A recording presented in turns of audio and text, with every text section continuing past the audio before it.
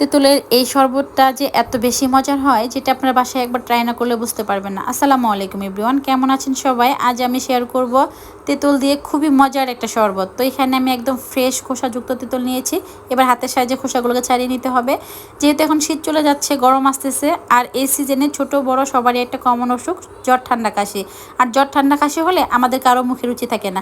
আর আমি 100% শিওর তেঁতুলের এই শরবতটা আপনার মুখের রুচিকে পুরোপুরিভাবে ফিরিয়ে আনতে সাহায্য করবে। তো খোসাগুলো ছাড়ানোর পর পরিমাণ মতো পানি দিয়ে এটাকে আমি 30 মিনিটের মতো রেখে দিব তেঁতুলটাকে সফট করার জন্য। তেঁতুলটা যত বেশি সফট হবে তত বেশি এর বিচিগুলো ছাড়াতে সুবিধা হবে। তেঁতুলটা সফট হয়ে গেছে, এবার আমি হাতের সাহায্যে বিচিগুলোকে ছাড়িয়ে নিব।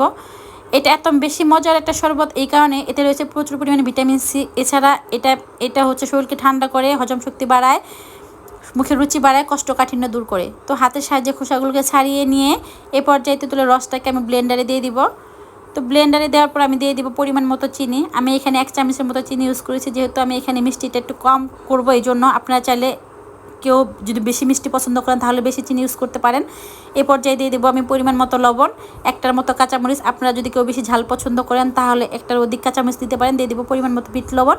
এবার দিয়ে দেবো ঠান্ডা পানি। এখানে আপনারা চাইলে কেউ আইস ইউজ করতে পারেন, যেহেতু এখনও ওই পরিমাণ গরম পড়ে না, এই জন্য আমি কোনো প্রকার আইস ইউজ করবো না।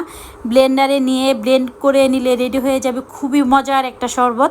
এটা তো আমার খুবই পছন্দের, আমার মনে হয় আপনাদেরও খুবই ভালো লাগবে। যদি আপনারা বাসায় ট্রাই করেন তাহলেই বুঝতে পারবেন। তো আমার এই রেসিপিটা যদি কারো ভালো লাগে অবশ্যই আপনাদের পেজে আমার ভিডিওটি শেয়ার করে রাখবেন এবং আমার পেজটি ফলো করে দিবেন। আজ এই পর্যন্তই, দেখা হবে পরবর্তী কোনো নতুন ভিডিওতে। সবাই ভালো থাকবেন, ধন্যবাদ, আসসালামু আলাইকুম।